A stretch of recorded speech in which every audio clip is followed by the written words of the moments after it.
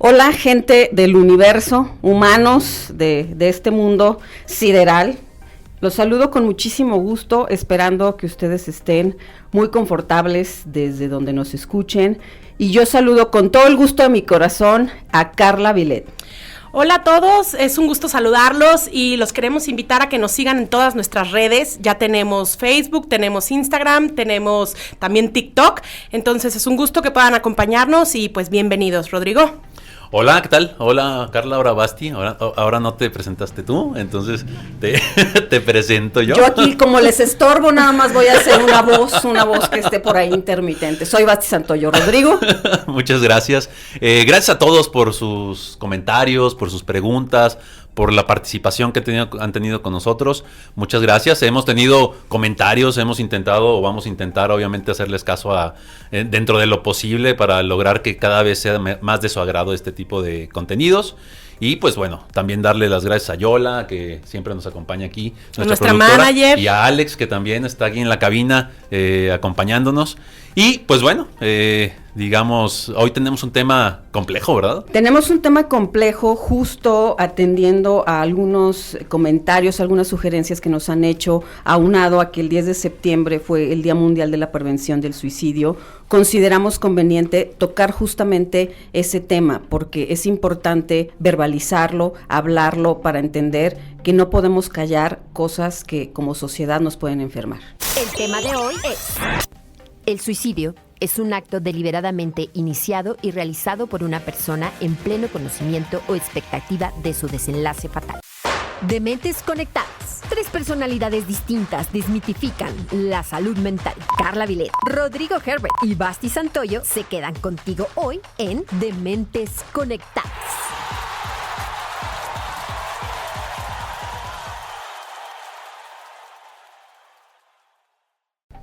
Ok, bueno, para iniciar este tema del día de hoy, creo que vale la pena hacer hincapié en que el suicidio es un fenómeno social y un fenómeno que nos afecta a todos, ¿no? O sea, no importa la edad, no importa la posición, no importa también a qué nos dedicamos, nuestro sexo, nuestro género, no importa nada, ¿no? O sea, y existen muchos ejemplos en el mundo de las artes que nos pueden como ejemplificar que no importa tampoco la fama, ¿no? Y la fama tampoco no es como un motivo para evitar o una situación que evita o que protege de este tipo de situaciones.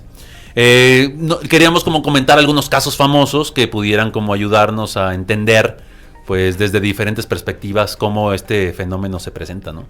Claro, vamos a empezar hablando de Virginia Woolf.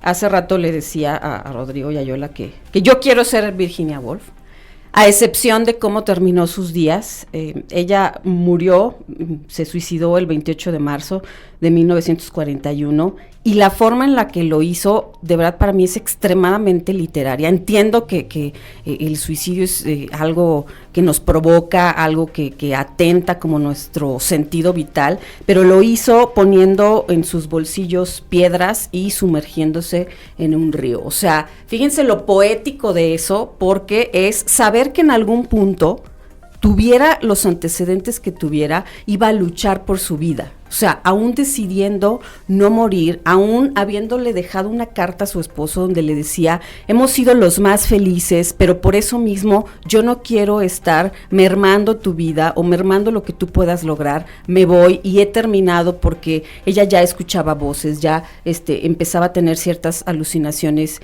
auditivas y visuales, y entonces decirle: termino con esto, lo termino poniendo algo en mis bolsillos, sumergiéndome en el río, y como en algún momento voy a luchar por mi vida, me voy a asegurar de que muera al final. Y es una forma poética desde la literatura, entendiendo que ella era una escritora extremadamente feminista, era un genio en verdad. Aparte que hay que entender que estaba en una época victoriana donde a las mujeres siempre han tenido una represión constante, pero ahí las mujeres en realidad no tenían valor. O sea, fíjense qué contradictorio y paradójico, porque en ese momento estaba pues la reina Victoria. Uh-huh. Y entonces la reina Victoria parecía que gobernaba únicamente para los hombres, porque las mujeres hacían todos aquellos trabajos que parecían denigrantes y se les pagaba únicamente por una representación o simbolización del posible esfuerzo que estaban haciendo. Rodrigo, no le tomes a mi agua porque me estás interrumpiendo, por favor. Sí. Y entonces, aún a pesar de estar en esta época tan compleja, ella logró saltar toda una época y escribir de una forma impresionante.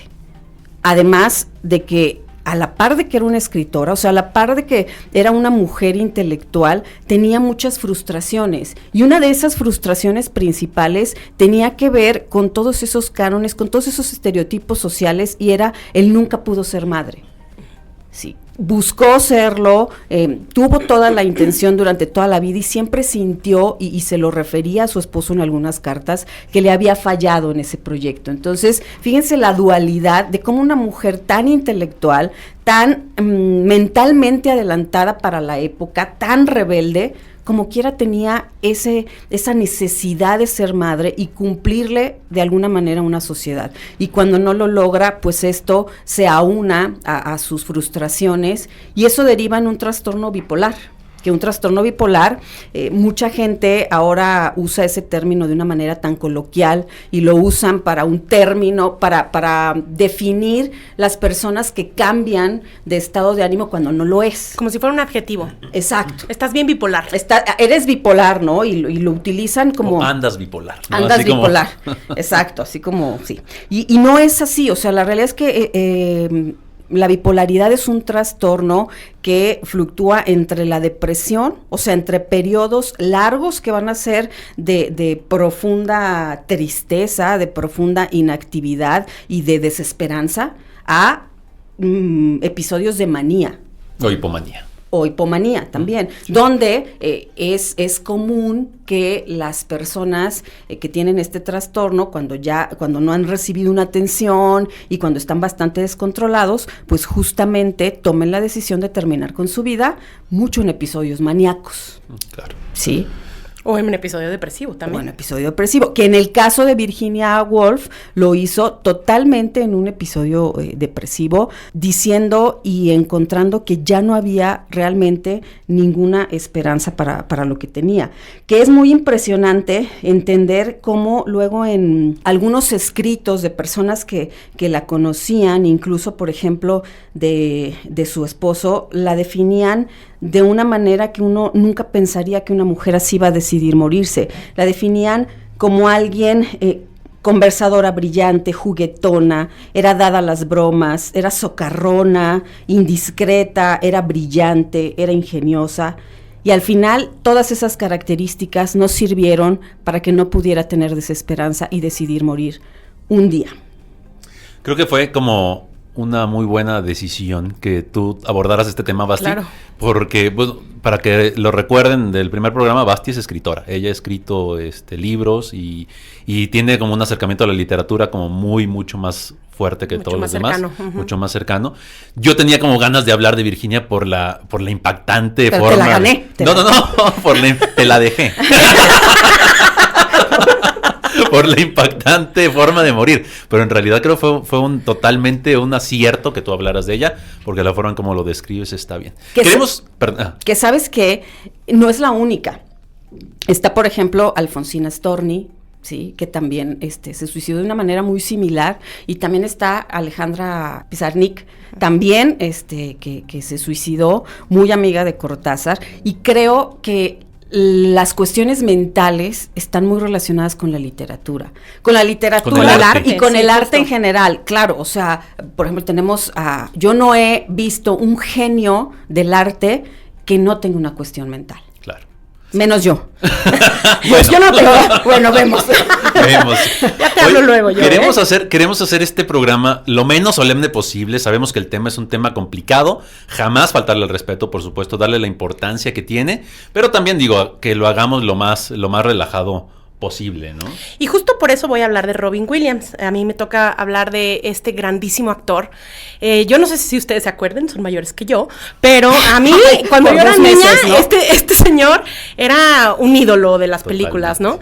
Recuerdo películas como Hook, por ejemplo, recuerdo películas como, bueno, a mí me regalaron la película de Aladdin en inglés, cuando todavía aquí pues no había nada de eso y todavía ponía mi beta y la veía en inglés. Soy la joven. La joven, no, bien joven, Carla, no sé ni qué sea beta. Y luego todavía ni sabía hablar bien inglés, pero yo ya me sabía los diálogos. Este señor es un genio, así como lo describes de Virginia. Robin Williams era un gran genio de la comedia.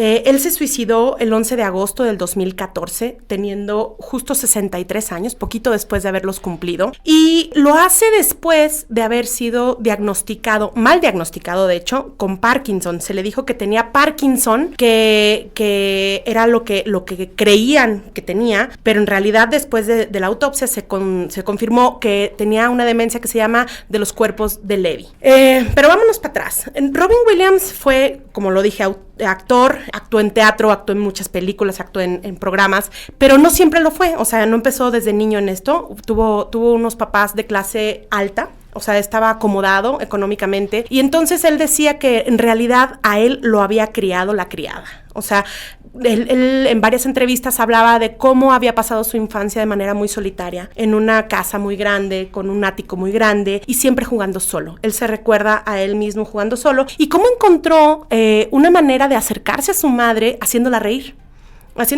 Y entonces su criada, así lo describe él, era una chica que tenía mucha chispa. Y entonces él le fue copiando en ese sentido y la manera de acercarse a su madre para que ella su madre era modelo, por cierto, y fue acercándose a su madre de esta forma. En varias entrevistas, él dice, bueno, mi infancia fue solitaria, mis padres mucho tiempo fuera, trabajando, la criada básicamente me crió. Yo no sé si ustedes lo perciben, pero a mí siempre me pareció que este señor tiene una mirada súper triste. O sea, siempre está riendo, siempre está haciendo chistes, la verdad es que es muy gracioso. Bueno, era muy gracioso y muy cómico, pero a mí en su mirada siempre me pareció que tenía una mirada muy, muy triste.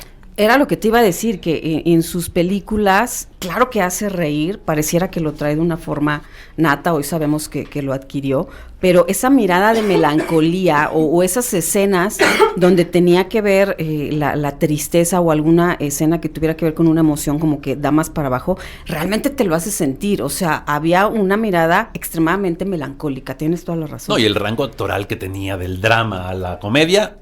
Total. Impresionante. Como tú decías, ¿no? Ese nivel de genio no lo tiene cualquiera, no lo puede tener cualquiera. Bueno, evidentemente ganador de Óscares, claro. Ganador de muchos premios, fue nominado varias veces para el Óscar, nada más lo ganó una vez con la película de donde él es el psicólogo, precisamente, no me recuerdo. Mente Indomable. Ese. Y bueno, hemos de confesar que también él estuvo como peleando con temas de depresión y de ansiedad desde muchísimo antes de su suicidio. Tuvo broncas con consumo de sustancias, adicto al alcohol, adicto a la cocaína, incluso durante un tiempo estuvo internado para como rehab y se rehabilita después del nacimiento de su primer hijo, que ese fue como el gran push que tuvo como para tener ganas de vivir y ganas de salir de esto, ¿no? Sin embargo, como todos lo sabemos, trastorno por consumo de sustancias es algo pues que va a estar a lo largo de toda nuestra historia, aunque no estemos consumiendo, y evidentemente hay varias veces que hay recaída. La recaída normalmente va acompañado de sintomatología tanto ansiosa como depresiva. Y bueno, va avanzando, tiene 3 matrimonios, él se casó 3 veces, él tuvo hijos con la primera esposa y con la segunda, y ya con esta tercera, que fue con la que... Que ahí no entiendo, ¿no? La gente que se casa ya segunda vez, que no entendiste en la primera vez. Pues todo depende cómo le fue. Sí, no, pero... Todo depende. O sea, pero bueno. Pues bien, no. Bien, me queda claro que no ayudó mucho. Bueno, y su esposa justo comenta, su última esposa comenta, que los últimos meses de su vida él estaba sumamente ansioso porque empezó con sintomatología de demencia. ¿Esto qué implicaba? Como un deterioro cognitivo importante, ya no podía recordar sus líneas. De haber sido un actor que sabía perfectamente y podía recordar pues todo un guión o todo un libreto, de repente no podía ni recordar una sola línea. Entonces esto le generaba unos ataques de pánico brutales. Su misma maquillista en esta película del museo, La noche en el museo, decía que después de cada día él terminaba llorando con ella porque no podía recordarlo bien. Y esto lo fue orillando hasta que, 3 meses antes lo diagnosticaron con Parkinson y él decide acabar con su vida colgándose. Se cuelga de su closet, ahí en su casa, y también se encontraron con una navaja, un cuchillo con sangre de él. No hizo cortes tan fuertes como para haber sido esa la causa de muerte, pero sí estuvo como cortándose un poco los brazos. Fíjate que llama mucho la atención que cuando él ya no podía recordar sus diálogos, sus películas, eso habla de un bloqueo, cosa que también le pasó a Virginia Woolf. Ya no podía escribir, o sea, muchos escritores llegan a tener en algún momento el bloqueo del escritor, pero pues tiene una temporalidad. Ella llevaba mucho tiempo y entonces el arte funciona como un escape, ¿sí? Como esta sublimación al dolor, y cuando ya no puedes hacer eso, pues ahí sí que pierdes todo lo que tenga que ver con un equilibrio emocional, de lo que te detenías. Entonces, qué casual, o no es casual, pero qué interesante que sucede así en ambas personas. Y que suele ser una progresión relativamente rápida, ¿no? Bueno, a lo mejor no tan rápida como la que vive Bruce Willis, que creo que también tiene el mismo diagnóstico, que él en realidad progresó este tipo de demencia de una manera como muy intensa, ¿no? Y desafortunadamente pues ya lo perdimos también, ya está fuera del mundo del cine, ¿no? Bueno, por mi parte, o sea, me gustaría hablar de Chester Bennington. A lo mejor el nombre no lo tienen como tan claro, pero es el vocalista de un grupo. Era el vocalista de un grupo estadounidense llamado Linkin Park. Y al final dije, bueno, qué bueno que voy a hablar de él, porque en realidad sí es un grupo que yo escuchaba, ¿no? Junto con Limp Bizkit. Sí, o sea, ustedes pensarán que a lo mejor estoy en una edad diferente, pero yo estoy pasado yo mis 30. Siento que estás en una edad, chaviza. Siento que estás en una edad complicada, ¿no? Diferente. Estoy pasados mis 30, estoy viviendo la flor de mi juventud. Muy pasados tus 30, Rodrigo. Sí. De hecho, no pensaría que tú escuchabas a Linkin Park. ¿Te acuerdas que ese ratito te decía, no, ¿cómo que escuchabas eso? No, Linkin Park, Evanescence. Yo pensé que eras más de José José, sí, es Napoleón. Que se ve más fresa, más fresa. Exacto. También José, ¿cómo no? No tan alternativo. Tráeme el tequila. Y bueno, es un grupo muy, muy exitoso, ¿no? Vendieron millones de copias, fueron ganadores de Grammy, fueron considerados un fenómeno global en los 2000s.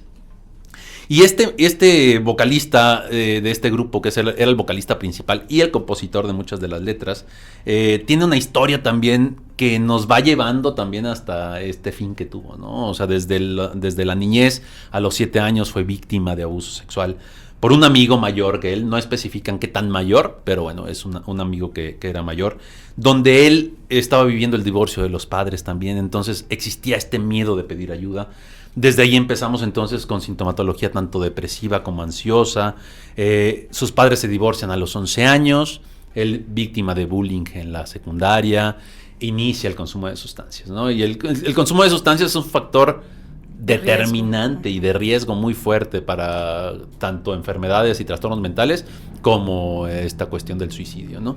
Él entonces empieza a consumir alcohol, marihuana, opio, ácidos, y ya empieza con tratamiento ya establecido para adicciones a los 17 años. Muy joven. Súper chavo. Sí. Lo definen a él sus compañeros y la gente que lo conocía como una persona con mucho talento y mucho potencial. Como alguien divertido, que nunca dejaba de hablar, que sobresalía y que jamás escuchabas hablar cosas tristes de él, ¿no? Pero también en algunas entrevistas él llegaba a decir que se sentía incómodo con su cabeza, que no le gustaba lo que había en su mente y que estaba incómodo todo el tiempo. Ya desde ahí empezaba como a soltar estos comentarios, a lo mejor estas banderitas rojas que son difíciles de detectar y sobre todo en ese tipo de personas, ¿no? Que uno piensa erróneamente que teniendo esa fama, ese dinero, o sea, en realidad ya no debería de tener ningún tipo de carencia, ¿no? Pero ¿tú no te sientes triste, Rodrigo? No, ¿Tú tienes fama? Yo tengo todo. Dinero, guapura, dinos. Lo tienes todo. Lo tienes todo. Lo tengo todo yo. Pero bueno, aquí la cuestión con él y donde viene como un quiebre importante es cuando muere uno de sus mejores amigos, que se llama Chris Cornell, ¿no? Un vocalista de una banda que se llama Soundgarden, que se se quita la vida por ahorcamiento en el 2017. Esta muerte genera en Chester como un cambio muy importante, ¿no?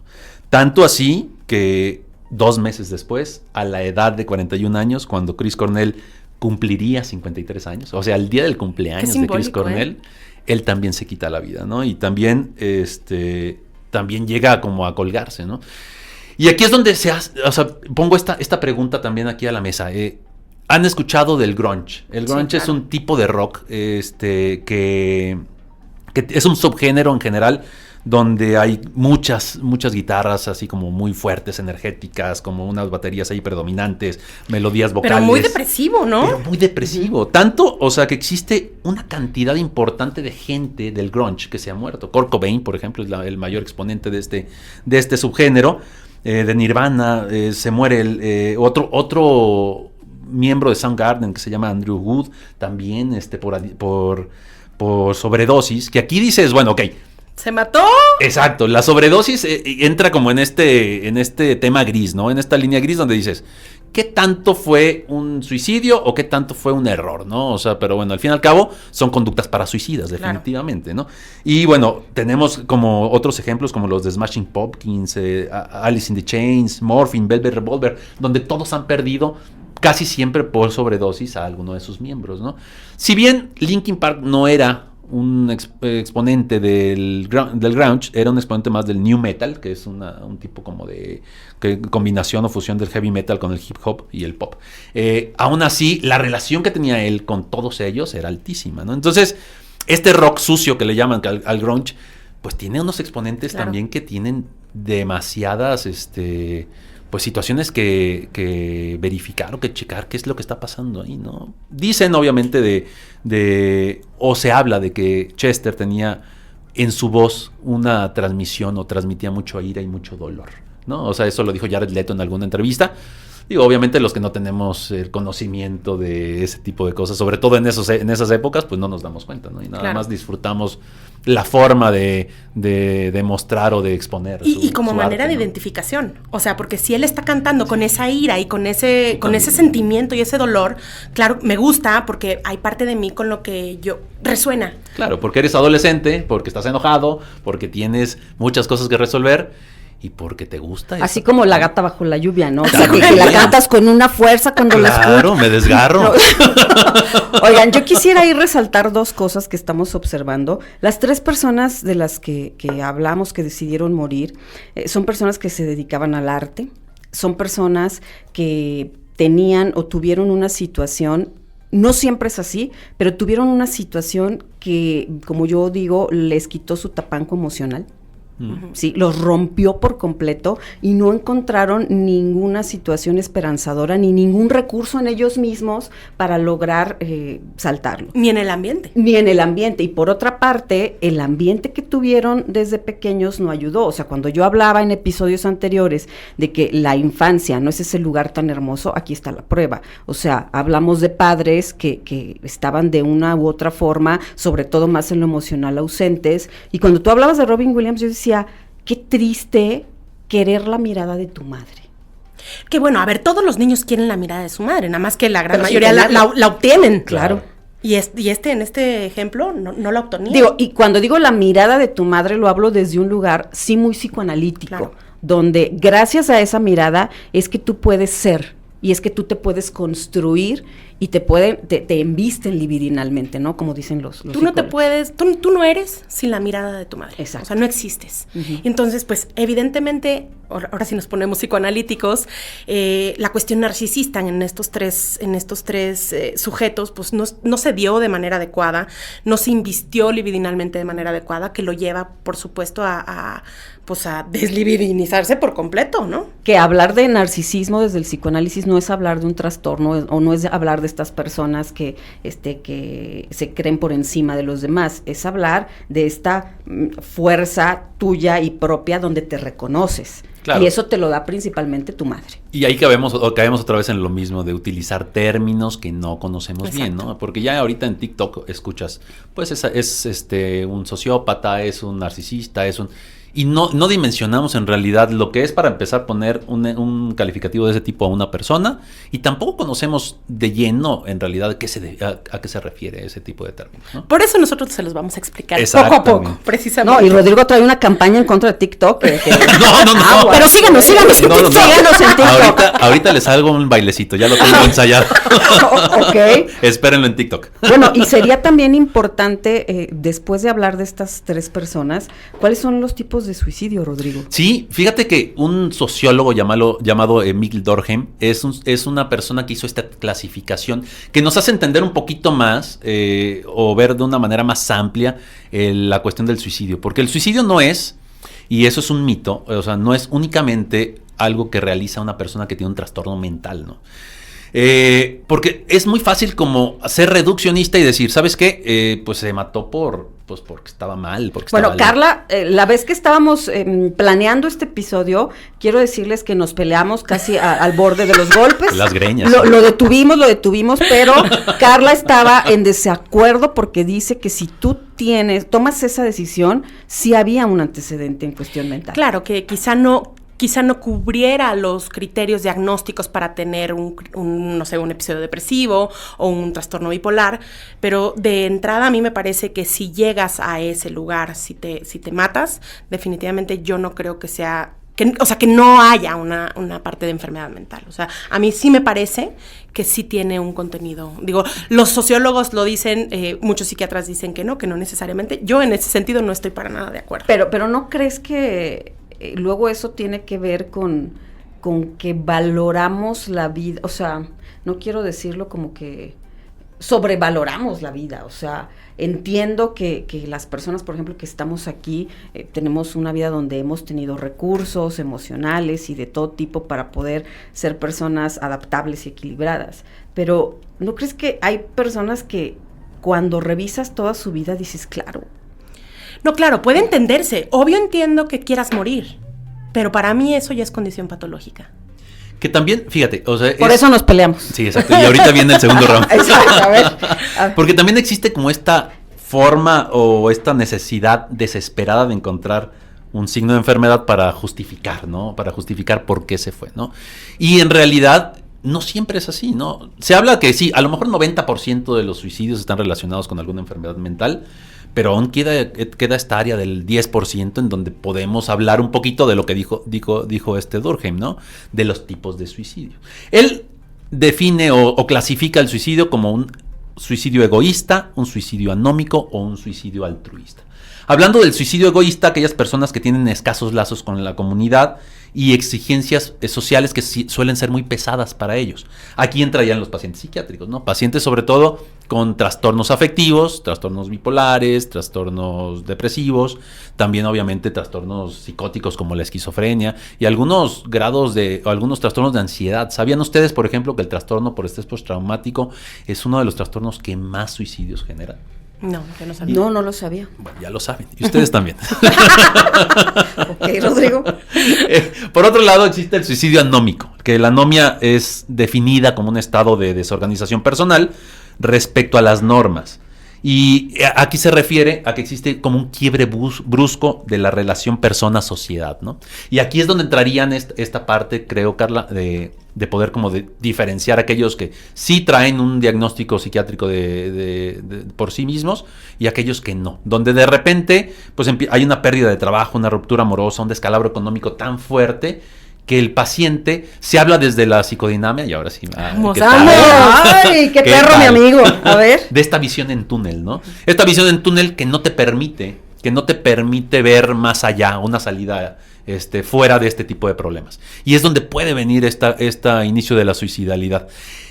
Les vamos a poner un ejemplo de esta visión en túnel. Ustedes imagínense que tienen un dolor de cabeza, una migraña horrible, de esas que de repente algunas personas padecen, o aquellos que tenemos dolores de estómago frecuentes, un dolor de estómago horrible, y que llega alguien y te dice, oye, ¿sabes dónde dejé las llaves de no sé dónde? Y tú, no sé, y no puedo como ni pensarlo porque me duele tanto. Así es la visión en túnel también del suicida, ¿no? Donde hay un dolor tan fuerte, tan desgarrador, tan impresionante que no te deja pensar en una forma de solucionar. Que además ese es uno de los puntos que hoy quisiera que quedaran claros. Las personas que toman la decisión de morir no buscan muchas veces morir. Buscan justamente lo que dice Rodrigo, terminar con un dolor que les parece insoportable. Y en ese sentido hay ese derecho. Pero como humanos le tenemos muchísimo miedo a la muerte. Claro, y hablar de la muerte y hablar del suicidio. Los mexicanos muy jajaja con la muerte, ¿no? Pero en realidad eso lo hacemos más por miedo que por otra cosa, ¿no? O sea, el tener a la muerte, disminuir como la importancia, burlándonos un poquito de ella, eso habla un poquito más de miedo que en realidad como... Pues es que como sociedad tenemos también mecanismos de defensa, claro, y que son necesarios, ¿no? Y creo que ahí los mexicanos somos chingones. Para muchas cosas, pero también para tener esos mecanismos. Definitivamente. Y el último de la clasificación de los suicidios de Durkheim es el suicidio altruista, que aquí sí entraría, yo creo, lo que dices, Carla, y también tú, Basti, de la sociedad enferma, ¿no? Donde hablan de que este suicidio es determinado o exigido por una cultura en especial, ¿no? Y hablamos, por ejemplo, de ejemplos como el harakiri de Japón, como las viudas inmoladas de la India. ¿Quieres contar un poquito qué pasa ahí? Sí, justo cuando platicábamos, yo les preguntaba si habían leído este libro de Julio Verne, de La Vuelta al Mundo en 80 días. Y ahí describen precisamente un evento en donde una viuda era puesta, su marido acababa de morir, y entonces hacen esta pira gigante en donde se quema el cuerpo del marido, pero también se obliga a la viuda a morir. Y bueno, en esta obra que a mí me parece maravillosa, la leí de niña, mi papá tenía toda una colección de libros de Julio Verne, y bueno, pues ese sería un suicidio... ¿Egoísta? No, altruista. Altruista, cierto. O como otro ejemplo, estos señores que se inmolan en las guerras, por ejemplo, sobre todo allá en Arabia y toda esa parte, pues la parte pues de las guerras.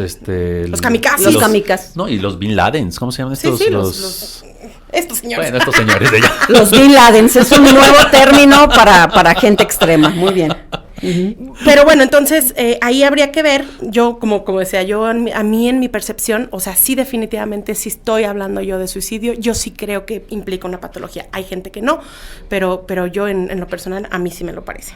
Que ahí yo no entiendo por qué le llaman altruista, o sea, altruista porque lo hace un otro y está como aceptado socialmente en ese grupo, o por qué le llaman así. Definitivamente sí, ¿no? Digo, además, bueno, sabemos que es una clasificación vieja, pero pero bueno, o sea, tiene que ver con eso, con esta aceptación o casi obligación que hace este grupo cultural, ¿no? Que ahí también hay esa clasificación que tú nos estás explicando, pero sería importante resaltar que desde la psicodinámica, oye, andamos bien psicodinámicos, ¿no? Ya me siento casi la hija de Freud. Hay una estructura que propone el psicoanálisis y que la mayoría, la mayoría, no puedo decir que todos los suicidios, tienen que ver principalmente con la neurosis. Ese es otro término que la gente lo toca y lo trae todo el día de una manera. Ajá, exacto, ¿no? Cuando voy a tratar de dar una explicación rápida y si me equivoco tú dime, Carla, porque ella ponía más atención que yo en las clases. Sí, hay como 3 cajitas donde cabemos todos los seres humanos, todos, de cualquier etnia, de cualquier sociedad, que es la neurosis, la psicosis y la perversión. ¿Sí? En la neurosis, la característica principal que viene derivada de una cuestión de complejo de Edipo es la represión. O sea, reprimimos, somos personas, quienes estamos aquí, quienes nos están escuchando seguramente, neuróticos, que tenemos la capacidad de reprimir todo lo que tenga que ver con el principio de placer. ¿Sí? O sea, con lo que deseamos, con la gratificación inmediata, tenemos la capacidad de, miren, ahorita aquí en el estudio hace mucho calor y yo quisiera encuerarme, pero no lo voy a hacer. Bendito, entonces, bendito. Sí, bendito, sí. No lo voy a hacer y entonces eso habla de que soy capaz de reprimir para poder convivir en una sociedad. Claro. O sea, también hay otro elemento importante que es la culpa. Sí. Después está la psicosis, que son todas estas personas que les llamamos locos. Ahí sí, donde la culpa no entra en el juego, o sea, no hay esa represión. Y después está la perversión, que son personas, yo siempre lo ejemplifico con los secuestradores. O sea, personas que son secuestradoras se ponen en esta posición desde lo psicoanalítico del padre y entonces ellos deciden. Se vuelven la ley. Sí, se vuelven completamente la ley. No nos vamos a meter en cuestiones de super yo, de complejo de Edipo, pero creo que la mayoría de los suicidios vienen a partir justamente de la neurosis, o sea, de que hay algún conflicto en cuestión de culpa, en cuestión de no reprimir y de toda la estructura que se da en una persona neurótica. Bueno, yo ahí agregaría también que después, esta división que tú haces después en la actualidad está un poquito diferente, ahora esa estructura perversa se ha modificado para pensarla más bien como una estructura limítrofe, donde caben los perversos, y ahí, por ejemplo, yo metería a los narcisistas, bueno, no yo, o sea, los autores meten a los narcisistas, meten a todos lo que quieras, Carla. Pero lo digo porque, por ejemplo, un narcisista, no necesariamente un trastorno narcisista de la personalidad, sino alguien que tiene una estructura narcisista, cuando la realidad le da en la cara y no puede mantener esta fantasía de grandeza, pueden recaer en conducta suicida. O sea, y no son neuróticos. Sí. Estructuralmente hablando. Quiero hacer un paréntesis aquí que creo que es importante. Narcisismo es un tipo de personalidad también, y esta cuestión, podemos tener rasgos narcisistas todos, ¿no? En realidad. Yo no, Rodrigo. Y eso no te hace, obviamente, un trastorno narcisista, así como todos los tipos de personalidades. Entonces, de repente, como definir o apuntar a alguien como una persona narcisista, es peligroso. Es peligroso porque, o sea, sí puedes tener rasgos, pero tú también. O sea, tú puedes tener rasgos. Y en realidad a veces los rasgos narcisistas son buenos para también desarrollarte en la sociedad, ¿no? Claro, sí puede. O sea, es como un continuo. O sea, está el que de plano ya tiene un trastorno narcisista de la personalidad, y está el del otro lado, es el que no tiene nada. Me choca la palabra autoestima, pero vamos a ponerlo así para que sea como más entendible. O sea, estarán en esta polarización. Está el trastorno narcisista, que es el de hasta arriba, y el que no tiene un tema, pues, de narcisismo, pues, bien elaborado, y se nota con baja autoestima.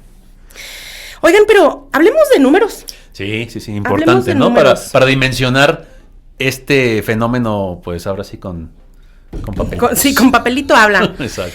A ver, fíjense bien, en el mundo, alrededor de todo el mundo, anualmente ocurren 720,000 muertes por suicidio.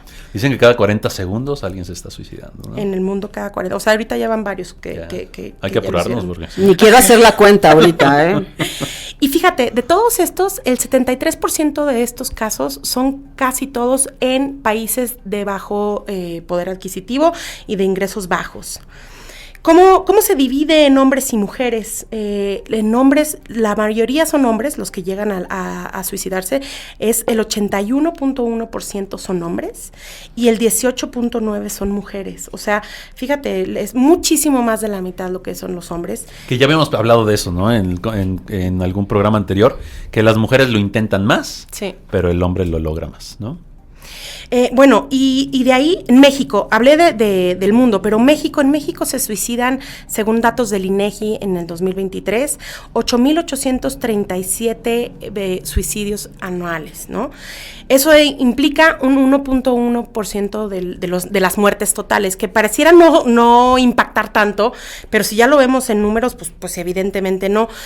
Entidades federativas que más se suicidan: Campeche, Aguascalientes, Chihuahua y Yucatán. Digo, también obviamente estados grandes por la cantidad de personas que viven en ellos. Jalisco, Estado de México, Ciudad de México, son también, están en las partes más arriba, de esta tabla.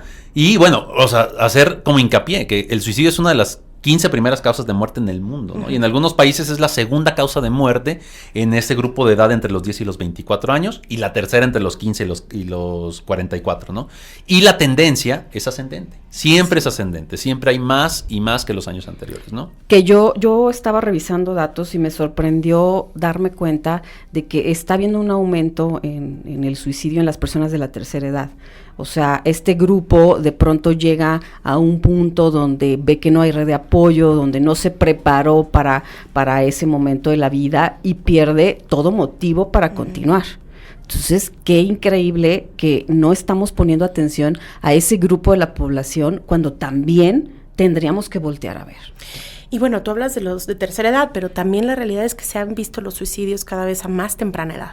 O sea, ha habido datos de niños de 7, 8 años que ya que ya lo hacen, ¿no? Entonces... No, y las mujeres también. Hablábamos de que la intentan más las mujeres porque los hombres, y lo logran más los hombres porque el método es mucho más letal en los hombres, pero la letalidad en los métodos que están ocupando las mujeres últimamente también va en aumento. También yo creo que esto tiene mucha relación en que también se ha visto muchísimo más consumo de sustancias en mujeres en estos últimos años, ¿no? Las mujeres anteriormente el consumo de alcohol estaba más regulado por cuestiones sociales, y ahora ya los niveles de alcohol, o sea, ya te encuentras a cualquier mujer, de hecho aquí las dos de la mesa, más que yo, N,000 veces. Oye, perdí mi atención 2 segundos y ya me estaban diciendo alcohólica, ¿no? O sea, no te tiro bastito, que te defiendas. Sí, no, de veras, yo con la solemnidad que no he tenido en 4 episodios anteriores y me sale con eso. No, así yo no puedo. Y bueno, obviamente existen factores de riesgo, ¿no? Digo, ahorita vamos a hablar de ellos, pero definitivamente el INEGI sigue mostrando que los principales datos de personas que realizan suicidios son hombres, solteros, con escolaridad primaria, sin una ocupación como tal, ¿no? Son como factores de riesgo para realizar este tipo de actos, ¿no? Oye, también encontré que a mí en realidad me sorprendió que el 85%, también siguen siendo datos del INEGI, el 85% de aquí de México se ahorcan, o sea, hombres y o mujeres. O sea, es que ¿sabes qué pasa ¿saben qué pasa con el ahorcamiento?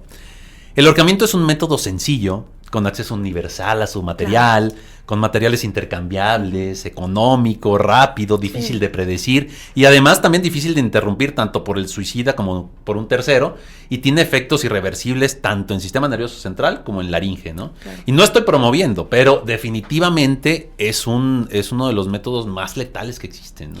Bueno, y a diferencia de México, en Estados Unidos se ven más suicidios con armas de fuego. Claro, porque, bueno, evidentemente aquí en México, no que no se pueda, pero es mucho más complicado conseguir un arma de fuego que en los Estados Unidos. Que es lo que les platicaba también en la semana anterior, que tenemos nuestras juntas creativas, donde platicamos de todo menos de... Son súper creativas, deberían de ver. Pero les platicaba, tuve la oportunidad de dar una conferencia de suicidio en Guanajuato. Ah, pensé que en Bruselas, ¿no? Era Guanajuato. No, perdón. No, es que no había camión para allá. Okay. Entonces agarré el de Guanajuato. Entonces, en Guanajuato tuve la oportunidad de hablar para la Secretaría de Salud de ahí del estado y les explicaba también, con datos también obviamente previamente obtenidos del INEGI, que el aumento en estados como como Guanajuato, se debe también a la accesibilidad o al acceso fácil a los métodos. Ahí existe una cantidad de venta de organofosforados, que son plaguicidas que se utilizan en esa área, que son muy económicos. Entonces, ahora dilo como para todas las personas. Se envenenan. Los fosforicidas, ¿qué? No, los organofosforados son plaguicidas, ¿no? Que sí entendemos. O sea, venenitos. Término. Sí, para matar plagas en el campo. Ah, ok. O sea, el que yo tengo por hormigas no me sirve. Por ejemplo, el RAID no es organofosforado. Okay. Pero para lugares más grandes utilizan este tipo de sustancias. Y esos son sustancias muy nocivas para el cuerpo. Y entonces, esto te lo puedes encontrar y vender tan fácilmente, tan barato, y en realidad no es tan regulado. Y no se cuestiona. Pues quieres un plaguicida, pues mate su plaga. Exactamente. Y a veces el uso de este tipo de sustancias hace que Guanajuato también esté entre los primeros estados con más suicidios en el país, ¿no? Que coincidiría también, por ejemplo, con Campeche, que me sorprendió. Exacto. Porque es un estado, pues, por así decirlo, con cierta precariedad económica y pues puede ser por lo que tú dices, ¿no? Podría ser, no lo sé. Uno de los datos ahí bien interesantes es que la mayoría de las personas que llegan al suicidio ya habían tenido un intento, y la cuestión que me parece importante resaltar es que la familia generalmente lo pasó de largo. O sea, mucha gente piensa cuando hay alguna autolesión que va en ese sentido, es que quieren llamar la atención. Que sí es cierto, Basti, también que existen estos casos en el cual la persona realiza un intento y ese intento sí genera un cambio en la forma de comportarse y de pensar del individuo, que no lo vuelve a realizar nunca, ¿eh? O sea, en realidad sí pudiera ser un parteaguas. Sin embargo, bueno, si existen ya intentos repetidos. Intentos repetidos, eso es... O sea, sí es un parteaguas, pero en muchos casos no, en muchos Sí, casos definitivamente. está condenado desde eso, o sea, condenado en el sentido de lo está haciendo justo para llamar la atención, lo está haciendo porque nos quiere manipular. Que es uno de los Sí, mitos del suicidio, ¿no? Exacto. Que también es cierto que cuando alguien empieza a realizar este tipo de intentos o gestos o pensamientos, casi siempre van increciendo, ¿no? O sea, casi siempre el siguiente intento va a ser más Va a ser letal, más letal. más Va a fuerte. estar peor. Exactamente. Y tienden a ser así. Yo por eso siempre les digo a los que me preguntan del tema, porque dicen, es que esto lo está haciendo para llamar la atención, esto lo está haciendo para manipular. Bueno, por si sí o por si no, le pueden atinar, aguas. No hay que pasarlo de largo, no hay que pasarlo por alto. Cualquier ideación, planeación, gesto, plática de pensar y hablar, de querer dañarse, hay que tomarlo sí o sí como algo importantísimo que no debemos de pasar por alto. Porque ese es nuestro ganchito para poder hacer la diferencia en que se consume el suicidio y no. Y yo creo que con esto podemos conectar el tema de la suicidalidad, ¿no? O Sí. sea, de hablar del que el suicidio en realidad es como un continuum de diferente naturaleza y diferente gravedad, ¿no? Que va desde una idea de muerte como un descanso como tal, hasta la gradación conductual creciente que te lleva al suicidio consumado, ¿no? Ahí me parecería como que hay que concretizar, o sea, Sí. porque hablas muy bonito, Rodrigo, gracias. de verdad. O sea, yo lo escucho hablar cuando luego escucho el Sí me dijo mi podcast. mamá. Sí tengo a tu mamá. Sí. O tu mamá es como que Nuestra No, fan número uno. sí. Un aplauso. nuestra es la de Mía. Rodrigo. Me caigo bien yo. Sí, y esas dos muchachitas. Pero creo que sí hay que resaltar cómo es una idea de muerte. Claro, o sea, empezamos desde las ideas de muerte, ¿no? Que como dije hace un momentito, que viene como una sensación como de descanso, ¿no? O sea, de ya me siento como rebasado por varias situaciones que quiero ya que esto se acabe, ¿no? Que, ojo, puede presentarse en un estado de normalidad también. O sea, todos podemos llegar a presentar una idea de muerte sin llegar a ser tampoco una banderita para algo extra, ¿no? Puede ser el inicio, sí, obviamente, de esta gradación que estamos hablando. Sin embargo, digo, si en algún momento tú tuviste la idea de, ay, si me muero mejor, Así de ¿para qué nacía? ¿para qué ¿No? nacía? Ese tipo de comentarios no entra dentro de una patología como tal, ¿no? No es lo mismo también querer morirse que querer matarse, ¿no? Ya desde ahí empezamos como a dividir, ¿no? O sea, empezamos como también a tomar las cosas de una manera diferente. No vas a, por ejemplo, a internar a un paciente que dijo, bueno, es que estaba pensando la semana pasada y dije, ay, ya me quiero dormir y ya no despertarme nunca. No se va a internar, ¿no? Pero empiezas a platicar esa idea. Que esa es una idea de muerte, Esa es una idea de no muerte. es una idea de daño. Exacto. No exactamente, propio, ajá. ¿no? Claro, las ideas de muerte tienen que ver con yo, ¿qué pasaría si yo me muriera? Si aquí choco, me moriré, si mi familia... Si se nos cae el estudio sí, ahorita. exacto, o sea, esas Claro. son las ideas de muerte a diferencia de las ideas suicidas. Las fantasías de suicidio es diferente, ¿no? Ya sería como el siguiente paso, ¿no? O sea, de ahora sí, me gustaría, ahora sí, pues, hacer algo que atente directamente. Así de, yo me tomaría 18 pastillas de clonazepam. Ese ya sería el plan, creo. Ese ya Pero- sería una ideación. Pero es o sea, apenas la ideación de cómo lo haría. Pues sí, ese sería como el siguiente paso, ¿no? La fantasía es, sí ya pensar como en quitarte la vida, sin a lo mejor llegar a- sin los ser tan cómo. Sin ser específico. tan ¿ok? específico, Ujú. claro, así como, Ya ay, me- ojalá. Y entra, yo creo que más que lo que dijiste, Carla, de ir manejando, o sea, decir, ay, si me voy para si doy un volantazo, barranco, o si ajá. lo atropello tal, o si me estrello contra No, sé qué. atropellar ya es una cuestión de violencia. Ay, pero a veces, ¿Te das a cuenta? veces los que caminan despacito dicen, ay, te voy a aventar. O sea, lo atropello y luego me mato. Ay, Rodrigo, de verdad. Porque ahí viene como este No, no. quiebre que te hablé hace rato. Ah, sí, muy bien. Bueno, después entonces ya vienen la ideación, ¿no? Que la ideación también se puede clasificar de diferentes gradaciones, ¿no? O sea, puede ser una ideación estructurada o una ideación no estructurada, ¿no? Y la estructura ya del pensamiento, también tiene mucho que ver con la gravedad, ¿no? O sea, digo, Sí, mientras más estructurado esté, más grave. claro, definitivamente. O sea, no es lo mismo un pensamiento así de vez en cuando a decir, estoy consistentemente pensando ya qué, cómo, cuándo y dónde. Exactamente. Y entre más estructurado, más letalidad, o sea, más certero puede llegar a ser. Definitivamente. Y viene después de esta ideación el gesto. Que el gesto a lo mejor no se habla mucho del gesto suicida porque pues se desconoce un poquito de qué es eso, o sea, no es que te haga gestos, la persona, sino que en realidad el gesto suicida ya es una acción.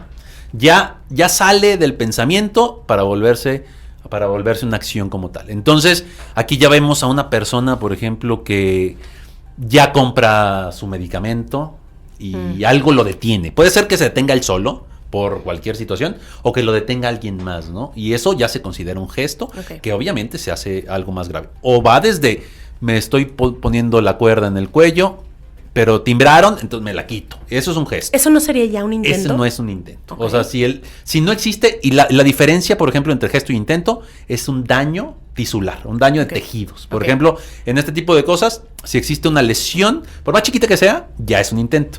O sea, si te rasguñas con la intención de morir, ya es un intento. A lo mejor un intento de muy baja letalidad, pero un intento. Pero, si nada más agarraste el cuchillo y te lo pusiste y ya no seguiste, eso es un gesto. Obviamente, definitivamente, ya estamos entrando en un área ya más compleja, ¿no? Donde el paciente ya te está diciendo que requiere una atención diferente. Oye, y por ejemplo, el internamiento, ¿cuándo aplica? O sea, ¿a quién de los pacientes suicidas tenemos que proponer que se internen y a quién no? Fíjate que tiene mucho que ver, Carla, tanto por la letalidad de la conducta suicida como la intencionalidad. ¿A qué me refiero con la intencionalidad? ¿Qué tanto yo buscaba hacer la acción sin ser detenido? Por ejemplo, no estoy buscando o estoy buscando cortarme la muñeca en mi cuarto encerrado cuando yo sé que no hay nadie en casa. Eso habla de una intencionalidad mucho mayor a que si lo voy a hacer en la cocina enfrente de todos, ¿no? Claro. O sea, obviamente ahí estoy buscando que alguien me diga, espera. Y ahí podemos... Que no, sí. Perdón, pero que no por eso es menos grave. No, pero definitivamente el tratamiento puede cambiar, ¿no? Uh-huh. Ahí sí, por ejemplo, vamos a ver qué está pasando y vamos a ver cómo abordar a este paciente de una manera diferente, ¿no? Que, por ejemplo... Otro de los factores, a lo mejor, o de las conductas que nosotros tomamos en cuenta para el internamiento, es la red de apoyo, ¿no? Uh-huh. Si no existe una red de apoyo adecuada, no importa el grado, la intencionalidad o la letalidad, eso ya es como una necesidad de internamiento, ¿no? Pero si existe una red de apoyo adecuada, donde tú dices, ok, vamos a estar al pendiente de la persona la mayor parte del tiempo, eso a lo mejor pudiera evitar un internamiento, ¿no? Que no siempre es lo más indicado, internar al paciente. No, aparte yo me he encontrado en la clínica que la realidad es que las familias de estos pacientes se oponen. Sí. O sea, en realidad pocos son los que deciden sí llevar a cabo el internamiento a manera como preventiva, ¿no? Y aunque se les habla a los familiares directamente, así como una indicación de esto tiene suficiente gravedad como para le puede meter en serio, o sea, esto puede pasar, no, a mí me ha pasado que no la mayoría lo deciden que sí. ¿Sabes qué? Es que le tienen mucho miedo a la clínica. Hay mucho miedo al internamiento. Ajá. O sea, existe como muchas ideas erróneas acerca del internamiento y sobre todo de aquella clínica anterior. Aquí en San Luis Potosí únicamente tenemos una clínica psiquiátrica, que es la clínica Dr. Everardo Neumann, la cual obviamente ya es muy diferente a aquel Chico Sein que todo el mundo habla, ¿no? Que así se llamaba anteriormente, donde a lo mejor tenían prácticas, pues, que obviamente en todo el mundo se llegaban a presentar, ¿no? Que no eran las más indicadas. Pero eso ha cambiado muchísimo, ¿no? Que además el internamiento de cualquier familiar implica aceptar que hay una cuestión mental y sí entender que hay situaciones que salen de ti nos cuesta trabajo, ahora meter a un familiar a internamiento, pues ya habla de todo un sistema que está mal y que está enfermo, y sí es muy complicado que la familia llegue a comprender que eso es necesario y que eso va a evitar una conducta posterior, porque después también se estigmatiza al paciente que, por ejemplo, lo intentó en algún momento, a que toda la vida va a funcionar de esa forma y que toda la vida va a tener ese riesgo. Claro. Y ese es un mito. Totalmente. O sea, una persona que en algún punto lo intentó, no quiere decir que siempre va a ser de esa forma. O sea, puede llegar a sanar la situación que lo detonó. Sí, y ya después de esta ideación o de este gesto que hemos platicado, llega el intento, ¿no? Que el intento nuevamente, pues ya lo hemos platicado, puede ser de diferentes letalidades, ¿no? O sea, puede ser de leve, de moderado o de grave letalidad, ¿no? Y dependerá mucho la técnica que se utilice y la intencionalidad, ¿no? Y ya después de ahí, pues el suicidio consumado, donde pues ya no hay nada que hacer, ¿no? Es irreversible. Es irreversible totalmente. Bueno, ¿y qué hacemos y qué no hacemos? Para empezar, creo que hay que hablar que existen factores que podemos nosotros modificar y hay factores donde definitivamente pues no podemos hacer nada, ¿no? Hablar como de factores modificables y no modificables.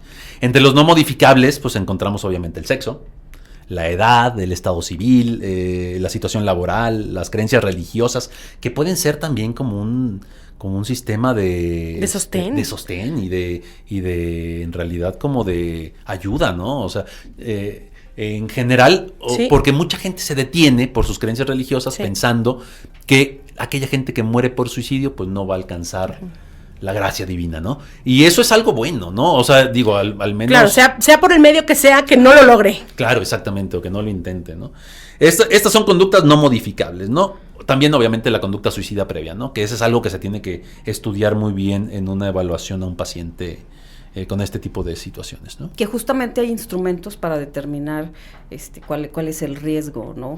Existen, fíjate que sí existen escalas que te pueden como definir como el riesgo suicida, también la intencionalidad suicida y hasta la desesperanza, ¿no? Que la desesperanza pues es un síntoma que nos habla de que hay de gravedad. Más riesgo y de gravedad. Sí, si un paciente está desesperanzado, ¿qué significa? Que cree que nada va a cambiar, que cree que no hay posibilidad de mejorar, que cree que no, o sea, que esto no va a estar mejor. Ese factor es para mí uno de los más determinantes para ver gravedad. Totalmente. Y eso también puede ser como una razón para internamiento, esta parte de la desesperanza. Por otro lado, existe una escala que a mí me gusta mucho que se llama The Sad Persons. No sé si la han escuchado alguna vez, pero es una escala de riesgo suicida. Donde ¿Sad Person? The Sad Persons. Esto, cada letrita tiene es como una... Un acrónimo. Como un acróstico. Exacto. Y yo, acrónimo. Ahora tú traes las palabras. Hoy yo vengo con una educación. Bueno. Exacto, como un acróstico que te ayuda como a no olvidar cuáles son los riesgos a evaluar, ¿no? Por ejemplo, hablando un poquito de la primera parte, THE, o sea, habla del timing, que habla de aquellos pacientes que van saliendo de un internamiento, son pacientes con más riesgo a cometer suicidio. Luego la H, que habla de desesperanza en inglés, ¿no? Hopelessness, ¿no? Y la E, bueno... Se te afina la nariz cuando hablas inglés bien para padre. Que veas. Y después viene la E, que habla de un plan post-mortem ya como realizado, ¿no? Obviamente todo en inglés. Y así toda la escala, que se me hace muy interesante tenerla como presente para poder como definir, ¿no? Oye, estaría interesante, o sea, que si tú que nos estás escuchando crees que tienes cerca de ti a alguien que tú como que medio te estás dando cuenta que puede estar en riesgo, búscatela en internet esta escala, o sea, chécala y si vas viendo pues que por ahí va la cosa, acércate a los profesionales de la salud mental, o sea, no lo dejes pasar por alto. Que se las digo así rápido. Hablamos entonces del tiempo, de la desesperanza, de los planes, la ideación suicida. Después viene el sexo, obviamente masculino, edad, mayores de 45 años, depresión, intentos previos, abuso de alcohol, pérdida de pensamiento racional, falta de soporte social, planes organizados, solteros, enfermedades crónicas, ¿no? O sea, todo eso engloba esta escala y todo eso son riesgos a realizar como un mayor intento o mayor número de intentos. Si te pones a pensar en esos situaciones de riesgo, te pones a pensar en un chingo mexicanos. No, bueno. O sea, claro. Ahorita dije, verde, pues casi la mitad de la población en México están en ese riesgo. Está cañón. Y yo no entiendo por qué este es un tema del que no se habla. La gente le tiene miedo porque cree que verbalizarlo va a hacer exponerlo y entonces va a provocar. Y lo va a empujar a que lo haga. Y ve de qué forma se tiene que hablar, porque cuando lo estábamos planeando este episodio había datos, había situaciones que Carla y yo, que tenemos más de 15 años de experiencia clínica, no sabíamos, que teníamos que reafirmar. Imagínense la gente que realmente no está cercana de forma cotidiana a estos temas, pues seguramente no saben ni siquiera que hay una escala para determinarlo y para poder puntuar el riesgo que tienes, ¿sí? Y para poder saber que si tienes 4 hijos varones entre estas edades, están están en riesgo y que tienes que escucharlos no nada más a la hora de hablar, o sea, palparlos en cuestión de cómo están demostrándose al mundo, ¿no? También pasa, ¿no creen ustedes que pasa que en el mundo en el que estamos viviendo ahorita, vivimos a una velocidad tal que en realidad a veces ni escuchamos a la gente, sí, ¿no? Que ni cuenta te das. ¿Qué dijiste? Bueno, eso es por TDA, escúchenos en el programa siguiente, o dentro de 2 programas. Sí, el anuncio, vamos a hablar de TDA. Sí, exacto. Pero bueno, también existen factores modificables, ¿no? No todo es negro, ¿no? O sea, existen factores que podemos nosotros como profesionistas de la salud mental ayudar a modificar, por ejemplo, que son los trastornos afectivos, de ansiedad, psicóticos, consumo de sustancias y la salud física en general, ¿no? Que son factores que van a ayudar a evitar, obviamente, que el paciente tenga un riesgo todavía mucho mayor, ¿no? Bueno, y fuera ya de lo que estás diciendo, a mí me parece súper importante ser súper enfáticos en qué es lo que no tienes que hacer. Tú como familiar de alguien, como amigo de alguien que por ahí ves que tiene estos rasgos suicidas, ¿no? Yo creo que lo principal es no tomar esa decisión con un juicio. Lo primerito, claro. Sí, es lo primero. Y a partir de ahí, no hacer comentarios como todo va a estar bien. Si justamente el tomar la decisión de morir tiene que ver con la desesperanza, tú llegas y le dices a alguien, todo va a estar bien. Solo lo aliena. Ah, exactamente. Lo hace sentirse peor de incapaz de poder lidiar con la situación que está causando eso. O no necesariamente con la situación, con la forma en la que se está sintiendo ante el mundo. Entonces, para mí lo primero es no hagas un juicio. ¿Cómo puedes decir eso si todo tienes? ¿Cómo si tus papás te hemos dado todo, ¿no?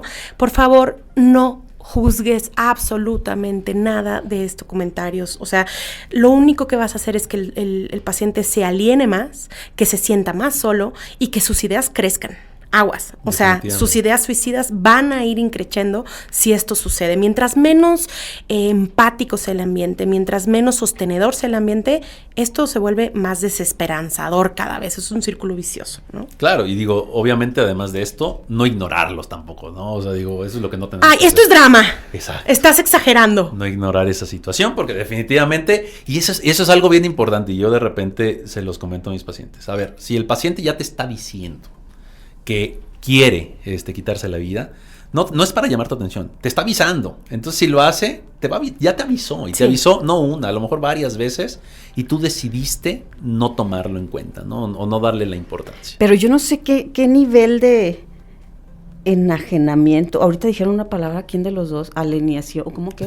Alienado. Sí. Alienado, sí, ¿qué alienado tienes que estar como familia para que ignores eso? O sea, también vivimos en una sociedad bastante enferma y bastante indiferente. O sea, si yo hay algo que veo ahorita, es esa parte. Yo les comentaba en la organización de este episodio que al día siguiente, que fue el día de la prevención del suicidio, yo había soñado que mi hija se suicidaba. Y qué terror. O sea, el simple hecho de vivirlo en el sueño, bueno, me hizo entrar en una angustia tremenda y tener que ir a verla al cuarto y decir, al día siguiente cuando se despierte yo tengo que hablar con ella, aun cuando creo ser cercana, aun cuando podemos tener comunicación, de verdad es una desesperación inmensa por un sueño. Entonces no entiendo cómo llega a haber familias que supuestamente después dicen esto de tienes todo, no te falta nada, la vida es muy feliz, pero ignoras. Uh-huh. Bueno, y ahí habría que pensar que hay veces que sí hay que pasar por alto, porque pasa mucho que no, es que no se quiere internar, es que no quiere ir al terapeuta, es que no quiere ir al psiquiatra. Hay momentos en que cuando la vida está en riesgo, que no importa si quiere o no. O sea, la familia tiene que tomar cartas en el asunto y tiene que hacer las acciones correspondientes para prevenir que esto termine en un suicidio, ¿no? Retomando un poco lo que habíamos estado hablando, ya se dijo acerca de, bueno, hablamos de los famosos, de suicidios como muy característicos, hemos hablado de los síntomas, hemos hablado de qué no hacer y qué hacer, pero ahí nos quedamos y creo que para ello tendríamos que ahondar mucho más a fondo y vamos a ver qué puedo hacer y qué no debo de hacer con alguien que me ha presentado conducta suicida. No debemos de ignorar la situación. Y no debemos tampoco de caer en pánico o mostrarse tampoco como avergonzado o juzgón, ¿no? O juzgar a la persona que tiene ideación o planeación suicida, ¿no? Pero otra de las cosas que también debemos de evitar es, para empezar, retarlos, ¿no? Llegamos a caer mucho en este tipo como de conductas de decir, órale, pues hazlo, a ver si es cierto. Ay, si traes tantas ganas, pues ya mátate. Ya lo hubieras hecho, porque la gente que lo dice no lo hace, ¿no? O sea, y definitivamente desde ahí estamos ya retando a un paciente vulnerable a que cometa algo que en el fondo no lo quiere hacer, pero definitivamente se le está obligando por su forma de pensar, por su forma de sentir y por el mismo grupo cercano, hacer algo por el estilo, ¿no? Finalmente, yo creo que tiene como base estas conductas mucho desconocimiento y que no viene desde el genuino deseo que la familia quiera que en realidad lo haga. Claro. O sea, viene desde no te creo, como invalidar. Un poco invalidar el sentimiento de malestar en el otro, como diciendo, ay, si tan mal estás, pues entonces ya lo habrías hecho, ¿no? No, acuérdense, la invalidación con respecto a estas emociones solamente genera más desesperanza, solamente genera más profundidad en el sentimiento depresivo, y eso es un gran enemigo para prevención del suicidio, ¿no? Que creo que la invalidación luego está muy relacionada con que la familia tiene poca información al respecto. Entonces, algo que también habría que hacer para reducir esto es infórmate. O sea, tengas un paciente, tengas un familiar que es paciente, que tiene alguna situación como esta o no, infórmate acerca del tema, lee cuáles son las condiciones, las causas, para que no invalides este tipo de circunstancias cuando lleguen. Claro, y también otra cosa que debemos de evitar también es jurar guardar secreto, ¿no? O sea, si hay una situación que no va a continuar con la confidencialidad en las consultas psiquiátricas y psicológicas, es cuando el paciente está en riesgo. Cuando el paciente o cuando algún tercero está en riesgo, ahí se rompe la confidencialidad. Y también en nuestro día a día, o sea, hay pacientes que de repente, o hay personas que de repente a sus seres cercanos le dicen, te voy a decir algo, pero no le digas a mis papás, a mis hermanos, a mi gente, y hablan del suicidio, ¿no? Y entonces el amigo le dice, bueno, vamos a guardar el secreto para que confíes en mí. La confianza se recupera, la vida no. Entonces, es mejor perder la confianza que perder la vida. Uf, qué cañón esto que acabas de decir. La confianza se recupera, la vida no.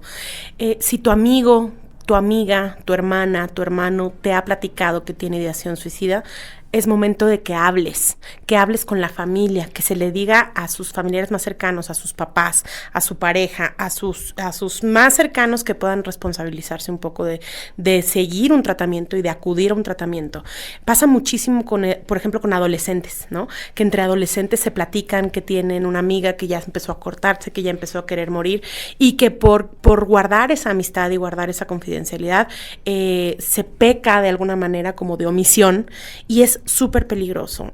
Si alguien a tu alrededor está diciéndote que quiere morir o que tiene ganas de hacerse daño, es momento de romper esa confidencialidad y decirle a sus familiares más cercanos. Claro, y ahí entramos a esta parte de qué hacer entonces, ¿no? Que ya hablamos mucho de qué no hacer, pero ahora hay que hablar de qué vamos a hacer, ¿no?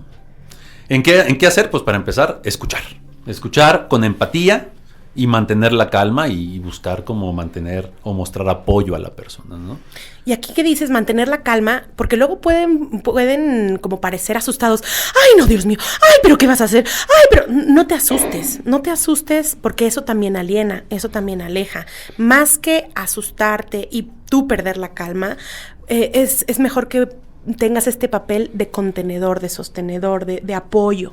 Y en ese apoyo hay que buscar cuál es la red de apoyo que tiene tu persona. O sea, si es tu amigo, saber qué tan viable es que tú realmente veas a los papás como un apoyo. Hay veces que no lo son. Claro. ¿Sí? Bueno, pero aunque no lo sean, Basti, o sea, aunque no sean realmente una red de apoyo, o sea, tu responsabilidad es decirles, sobre todo si son adolescentes, o sea, a gente que se pueda hacer cargo, ¿no? Sí, y o sea, reconocer quién va a estar ahí para poder tener un plan de acción en el momento que pueda llegar a suceder, ¿no?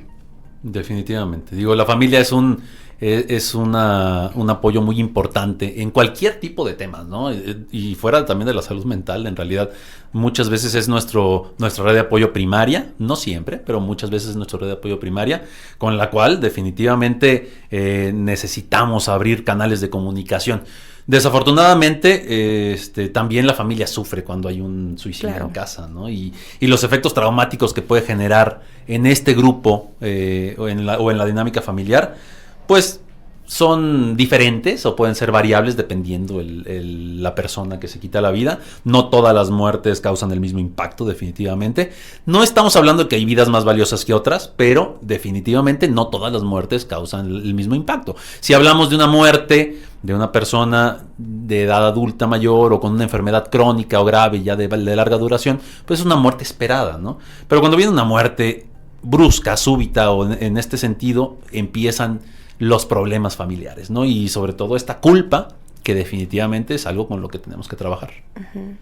Hay mucha culpa alrededor del suicidio, no nada más consumado, sino de los intentos suicidas. Y parte del objetivo de hoy es desculpabilizar. Aquí no estamos apuntando a nadie, no estamos diciendo que la familia tiene la culpa, no estamos diciendo que porque no lo vieron y no lo escucharon. O sea, muchas veces todas estas señales son muy sutiles y solamente para un ojo entrenado pueden ser más claras. Entonces, fuera de culpabilizar, es sensibilizar y acercarnos a esta información que puede ser la diferencia entre darte cuenta y no darte cuenta de alguien que está así, ¿no? Y entender que no estamos haciendo un juicio ni para familias, ni para personas que lo hayan llegado a intentar.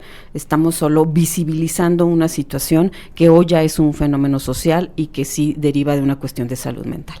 Y que es cierto también que existen muertes que generan alivio. Se oye feo y se oye mal. Pero a ver, pacientes crónicos, pacientes inestables, pacientes a lo mejor con algún trastorno mental grave, definitivamente son pacientes que generan una carga en el grupo familiar, en la dinámica. Y cuando el paciente se va, definitivamente va a doler, pero a la larga se puede llegar a sentir un alivio. Y no debes de sentir culpa por ese alivio. Al fin y al cabo, pues todos los suicidas hay que entender que pues tomaron esa decisión. Uh-huh. Es su decisión. Equivocada, la peor que pudieron haber tomado, pero la decisión fue suya. Y bueno, también dejar claro que una vez si el paciente ya está decidido, muchas veces no importa que ya hayas visto las señales, no importa que hayas propuesto tratamiento, no importa que hayas intentado por todos tus medios de ayudarle. A veces, y pues es una pena, pero a veces el paciente así lo ha decidido o el sujeto así lo ha decidido, independientemente de todos los esfuerzos que la familia con amor y con ganas y con apoyo pueden tratar de hacerlo, ¿no? O sea, en ese sentido, por eso quiero desculpabilizar y desmitificar que pues, es que la familia no lo vio. No. Casi siempre los suicidios están atravesados por una enfermedad mental, casi siempre, y pues no tenemos control sobre ello, ¿no? Claro. Oye, ¿qué piensan de esta idea? Digo, ya se tocó hace rato y se tocó también en el tema de depresión. Esta idea que se tiene que hablar del suicidio es como contagiar esta parte de como hacer que la gente piense en esta opción. ¿Qué opinan en realidad? Yo no considero que sea así, al contrario, creo que hablar al respecto lo puede normalizar. Normalizar que el hecho de que sí sucede, porque generalmente no se habla de esto en un café, con las amigas, no es algo que sea abiertamente dicho porque le tenemos miedo, porque justamente envuelve un tema tabú que es la muerte. Muchísimo más cuando es una muerte decidida, elegida y por cuestiones que genera la desesperanza. Entonces no creo que hablarlo sea una cuestión de contagio, todo lo contrario, hablarlo va a poder hacer incluso que quienes lo han visto como una posibilidad entiendan que justamente como lo decía Carla, que no hay culpa en eso, o sea, que entiendan que puede haber, sí, a lo mejor una lucecita, que puede haber un recurso del que sí pueden echar mano y que hay personas que los pueden apoyar para que eso no suceda, ¿no? Definitivamente, ¿no? Y no podemos darle la idea tampoco a alguien que no la haya tenido ya, ¿no? Claro. O sea, el miedo de hablar es lo que nos lleva al silencio y creo que el silencio en este caso es nuestro peor enemigo, porque el silencio es el que mata. Entonces, debemos de evitar definitivamente que este sea un tema tabú y hay que hablar más, porque definitivamente el suicidio es una solución permanente a un problema temporal y esta cuestión definitivamente debemos de tenerla en cuenta, ¿no? La persona en ese momento no encuentra una salida y el hablarlo nos va a ayudar a abrir las posibilidades y encontrar entre todos una salida mejor. Yo siempre les digo a mis alumnos, lo que se habla no se actúa. Entonces, también incluso en este caso, mientras más se hable de suicidio, menos probabilidad hay que se consuma, perdón. Uh-huh. O sea, entonces, háblalo. Si tu paciente es, bueno, no, si no eres terapeuta, no, pero si tu persona que ya tienes con esa, identificado que tiene esos síntomas, no tengas miedo a preguntarle por intentos previos. No tengas miedo a preguntarle por cómo piensa que lo haría. Al contrario, mientras más detalles tengas, mientras más puedas ahondar en todos los pormenores y desmenuzar, va, por un lado, a hacerle sentir escuchado, entendido, acompañado, y por otro lado, va a darte a ti información que tú puedes utilizar pues para la hora que te acerques a los profesionales de la salud mental, ¿no? Tiene todo el sentido que se hable también, porque uno de los grupos que es más vulnerable en este sentido son los hombres. Y los hombres, la mayoría de las veces, culturalmente, no están acostumbrados a verbalizar. Entonces, creo que tiene todo ese sentido, y todo lo que decía Carla es también una situación de ganar tiempo. O sea, muchas veces las personas que tienen esta intención sí logran hacer todavía una conexión con alguien como para tener un pacto y no hacerlo. Sí, o sea, sí hay un espacio probablemente muy corto en el que en algunos de los casos podemos evitarlo justo haciendo ese pacto de no suicidio. O sea, sí existe. Justo en terapia se utiliza. Sí, o sea, sí, a mí me ha pasado con pacientes que están suicidas, en donde evidentemente siempre yo hago este disclaimer de que si tú estás en riesgo, pues yo romperé la confidencialidad y se los digo desde el día 1. En el momento en que le digo, bueno, voy a hablar con tu familia, voy a hablar con tus padres o tu esposo o quien sea, pero también le digo, pero necesito que mientras estemos tú y yo juntos trabajando, te comprometas conmigo que no vas a atentar contra tu vida, ¿no? Y muchas veces eso se hace literal en una hoja, en un papel. En un contrato, sí. Y muchas veces, como ya hay una relación previa, como ya hay una alianza terapéutica, eso sostiene. O sea, eso, como dice Basti, gana tiempo, sostiene y te da tiempo como de hacer más maniobras para poder atacar el problema como a fondo, ¿no? Claro, y eso habla mucho de cómo debe de ser la relación terapeuta-paciente, ¿no? O sea, la confianza que debes de tenerle a tu terapeuta, a tu psiquiatra, debe ser una de las confianzas más amplias que tienes con alguna persona. Porque definitivamente él es el que te puede ayudar o orientar un poquito mejor a qué decisiones tomar y también, o sea, qué podemos hacer para encontrar otras salidas, ¿no? Ahorita que tocas justo la relación terapeuta-paciente, yo quiero hacer un paréntesis. Yo les digo a mis pacientes, el que tú vengas a terapia y estemos aquí es la comprobación de que puedes tener una relación sana, donde hay límites establecidos, donde este es tu lugar seguro justamente por eso, porque tienes la posibilidad de que, aunque fuera del consultorio, tus relaciones puedan o tus vínculos puedan no estar tan sanos, aquí sí.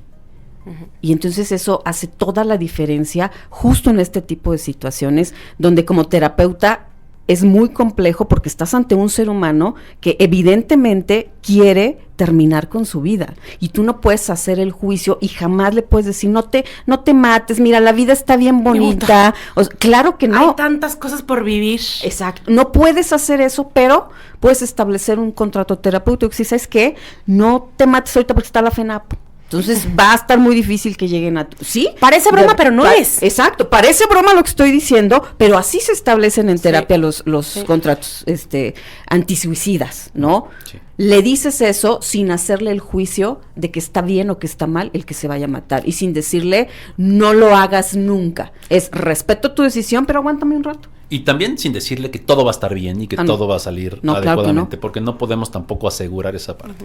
El dolor que tiene esta persona es un dolor que lo ha llevado a estos niveles o lo ha empujado a pensar o a sentir de esta manera. No podemos minimizar para nada lo que está sintiendo y lo que le está doliendo, ¿no? Definitivamente.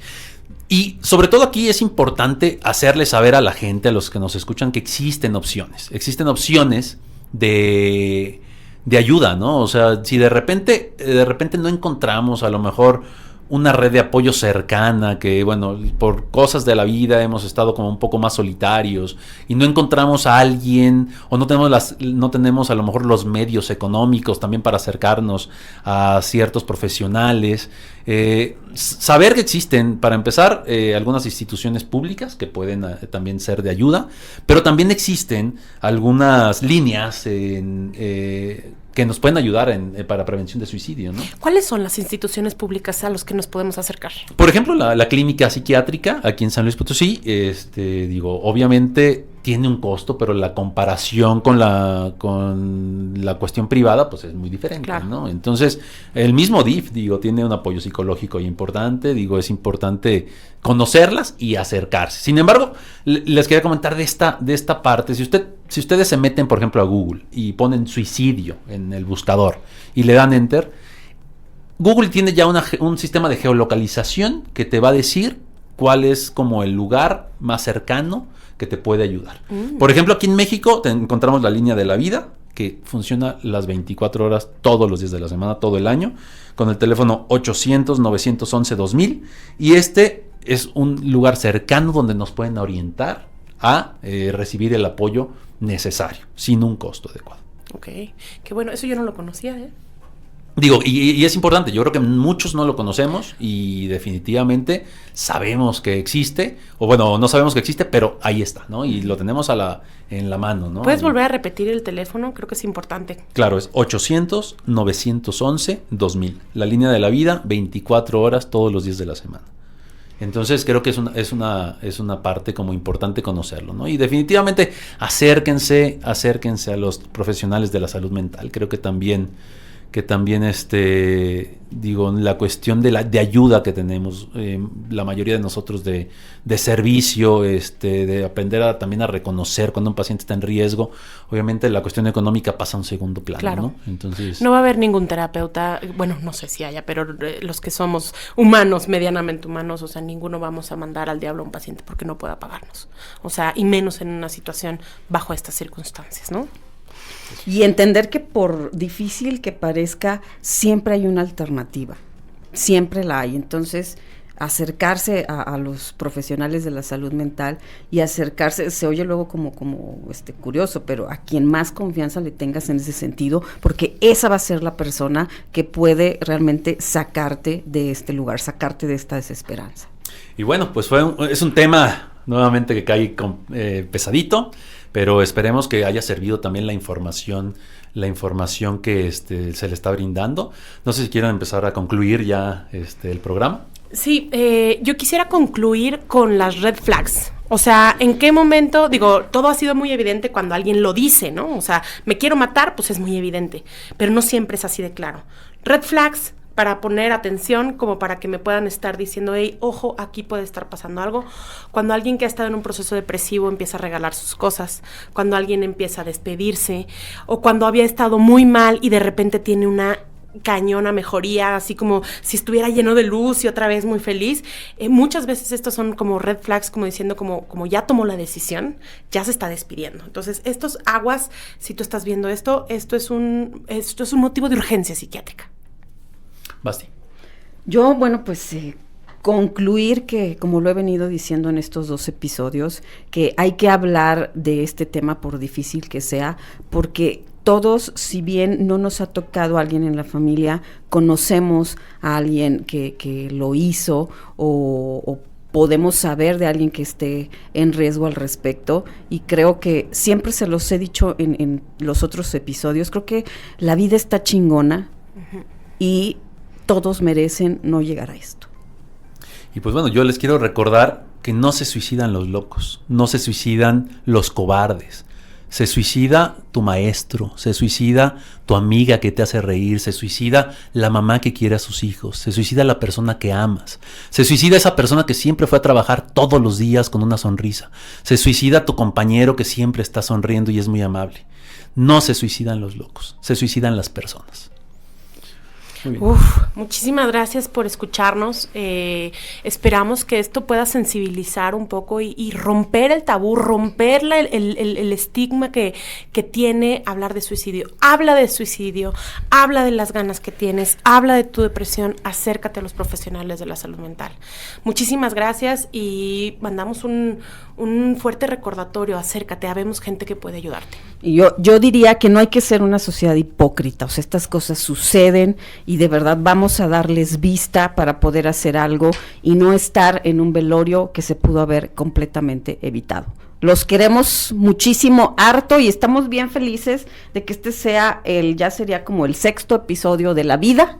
Y estamos súper contentos, los amo a los dos. Se vienen cosas fregonas, estamos muy contentos, les damos mucho las gracias. Estamos muy contentos por habernos escuchado. Un beso, los TQM. Muchas gracias, cuídense mucho y nos vemos en el siguiente programa. Adiós. Besitos. Bye. Dementes Conectadas te espera en su próximo capítulo. No dejes de seguirnos en redes, Facebook e Instagram. Dementes Conectadas.